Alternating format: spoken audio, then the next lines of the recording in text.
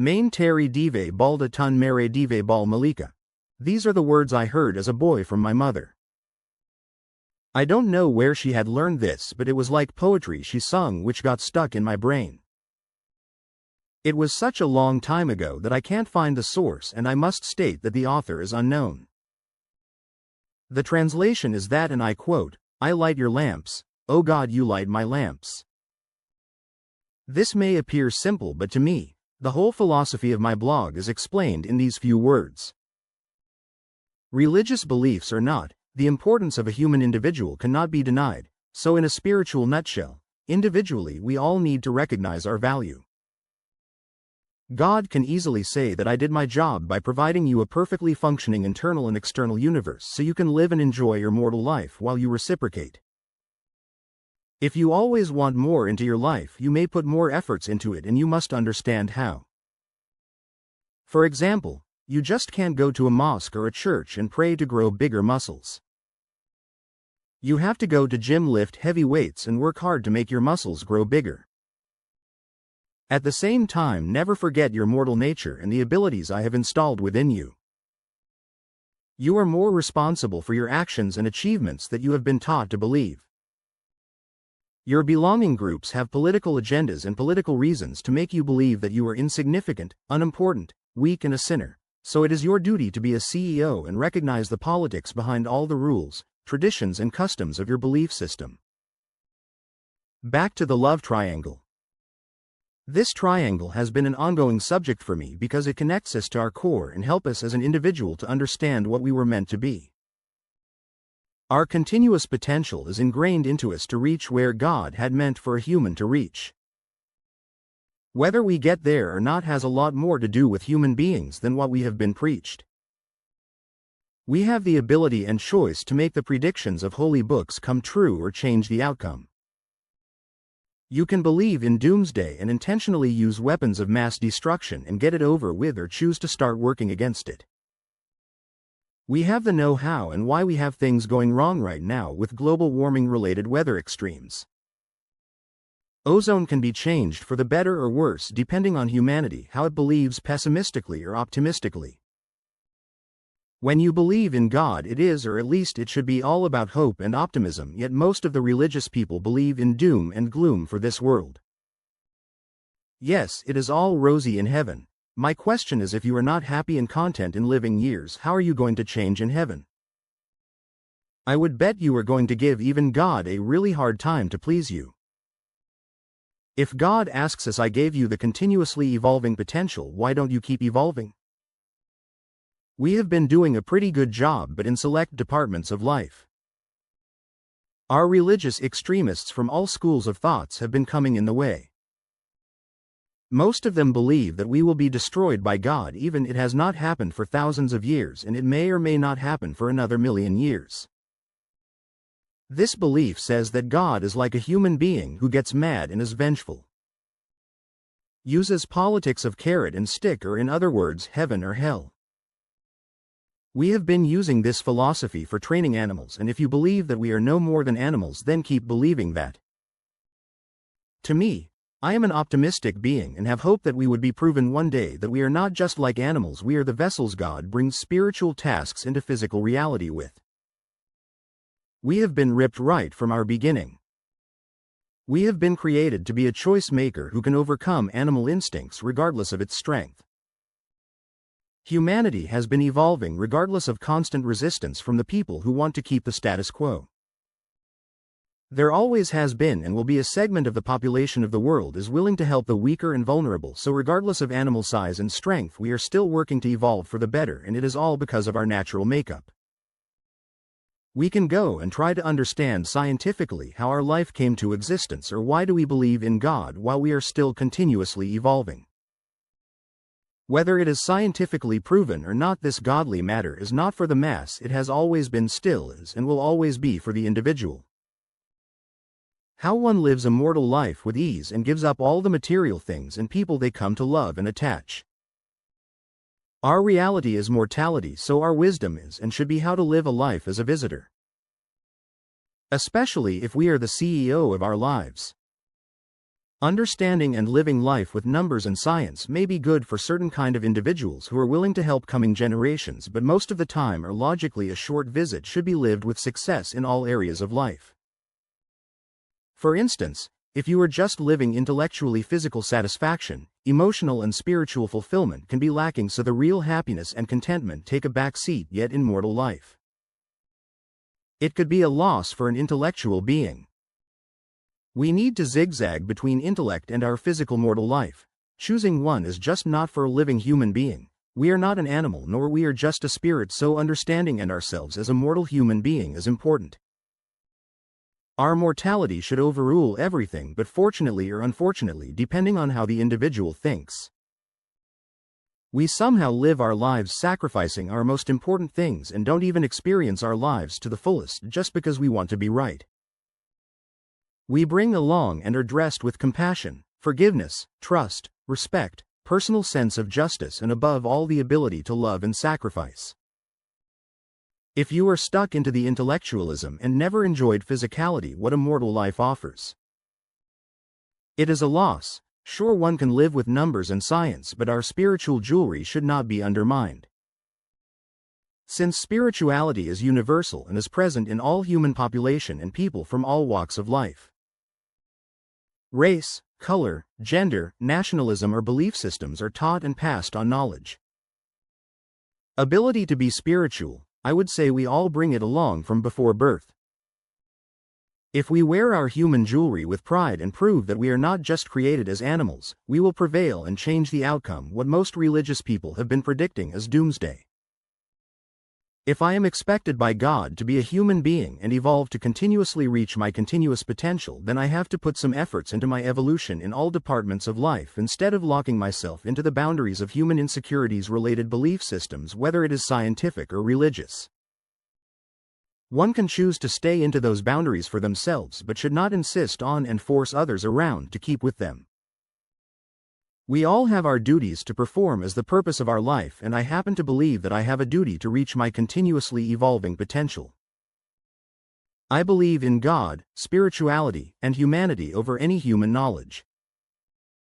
Religious, scientific or otherwise, we still have to evolve and learn to live with each other in peace.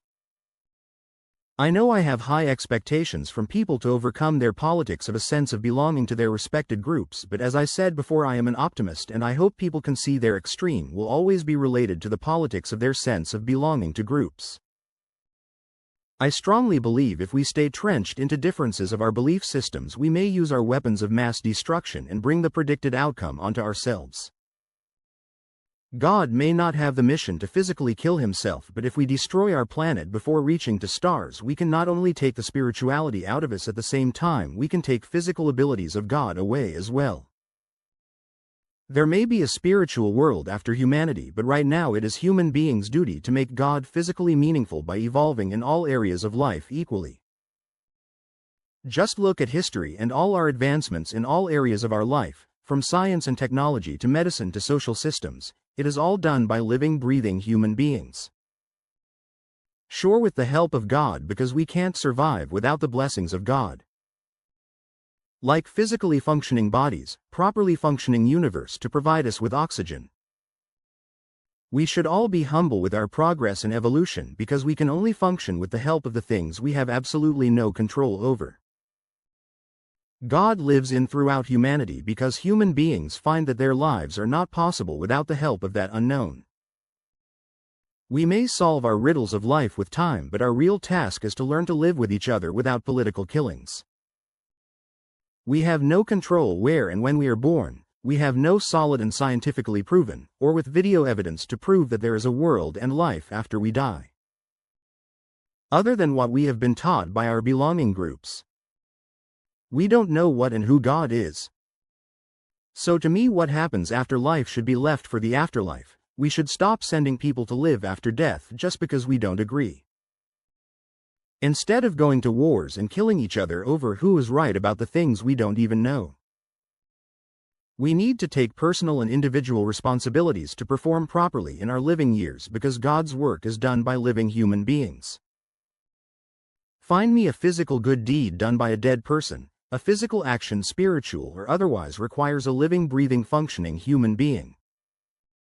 Responsibilities of continuous evolution are on the shoulders of each and every one of us, period. If we start to put ourselves in a box because of our political influences or put ceilings on our thoughts, we are doomed before even we get somewhere. From natural disasters to accidents to unknown events are still the things human beings have to learn about, understand, adapt to, survive to follow and reach our continuous potential. We need to not only think about the words from our taught knowledge, but we also need to understand what is going on inside of us as an individual. To understand clearly, our knowledge has several departments, not just science and technology or religion exclusively. We have to learn about emotions and politics of a sense of belonging to our groups as well. We need to understand why do we all have free will and why we should be individually responsible for our actions. Why do we have the potential to love and sacrifice for others or even strangers? Why two perfect strangers have the ability to create a family? Why people help each other without hesitation during some kind of disaster? Why are we willing to go to war for our belonging groups and especially for our coming generations? Ability to sacrifice, where did it come from? Do you think it is a taught behavior? I individually don't believe we do exactly everything that we have been taught.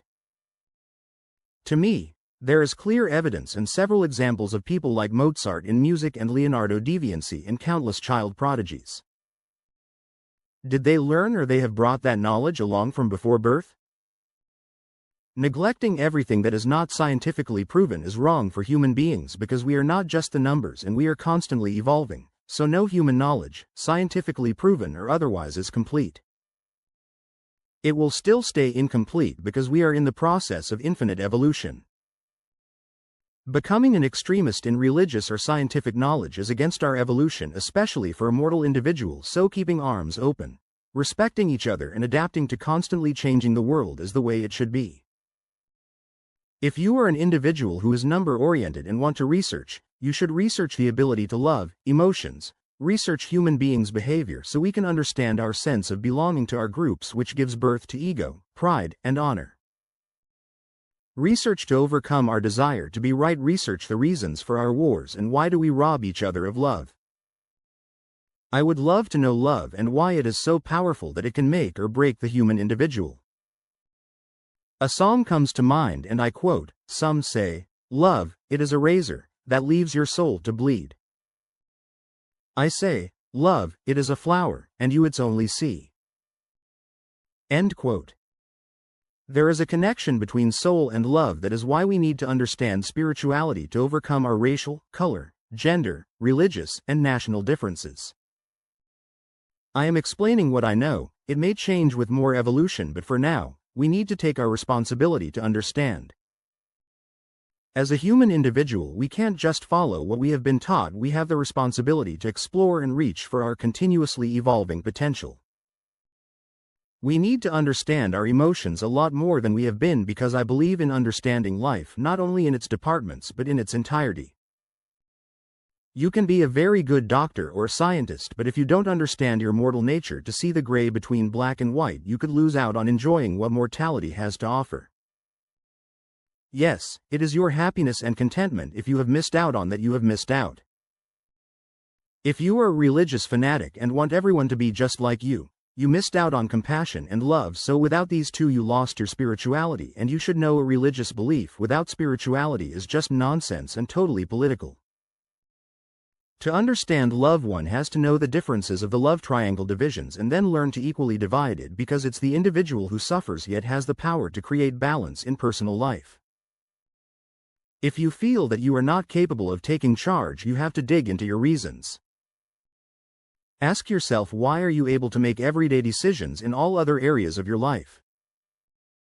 Like waking up, eating, sleeping, go to work or school, but you somehow can't make decisions to create balance in your day-to-day life, especially when it comes to family, nationalism, and religion. When you start looking for the cause, just see if you can find your political sense of belonging as a reason.